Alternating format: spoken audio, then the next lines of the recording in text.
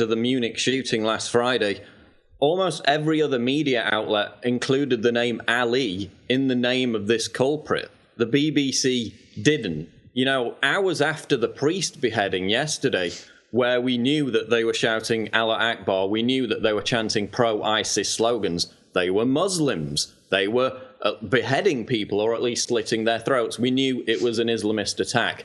Hours afterwards, the BBC was still reporting no known motive. And some people are just going to read that and say, oh, another attack, no known motive, who knows what's going on, the world's crazy, let's not focus on Islam, the true source of it, and then they'll move on, and then, oh, there's another attack, and let's hide, let's obfuscate the true meaning behind that, the origin of that. So we see it every single time. The BBC is the worst for it.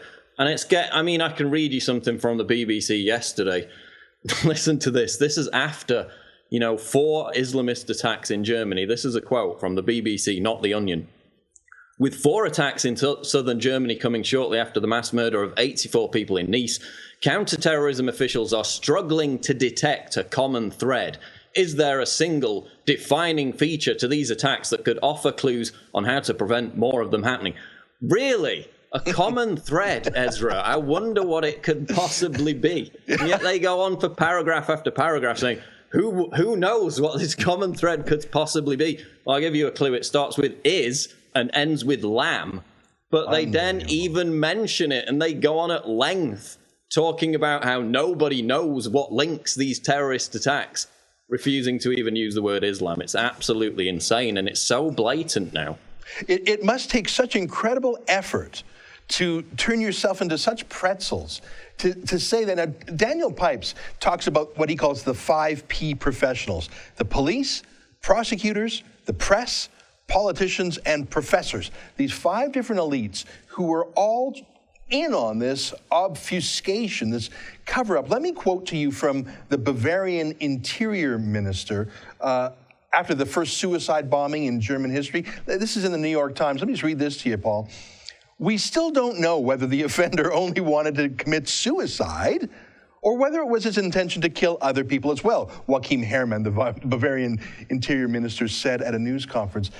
He put out a video saying he was doing it for the Islamic State. But even if we didn't know that, we knew he was a Muslim migrant. We knew he was known to police as a violent person.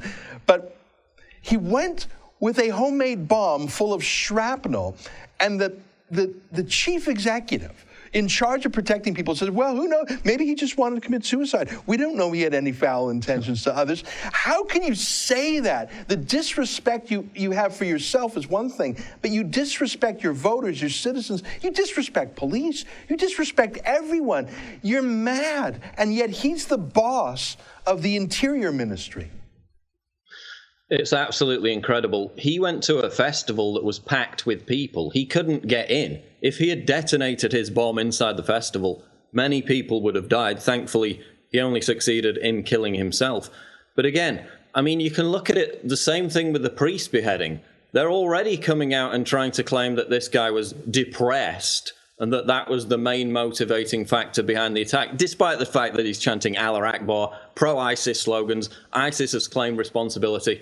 Again, it's part of this cover-up. We know that the German government they tried to cover up the Cologne mass molestation on New Year's Eve. They're trying to put the lid on migrant crimes in general, because under their justification, they think it's going to lead to riots on the streets and this, right-wing backlash. Well, it's only going to lead to that anyway, because if you try to tamp down on it, you try to cover it up, it's only going to infuriate people more and more. So it's the justification that they have doesn't even apply. So you look at this guy yesterday, we have Abdel Kamish, again, born in Algeria. He's living in one of these Muslim ghettos in France. He tries to get to Syria in 2015 to join ISIS, comes back into France, is caught plotting terrorist attacks as recently as March.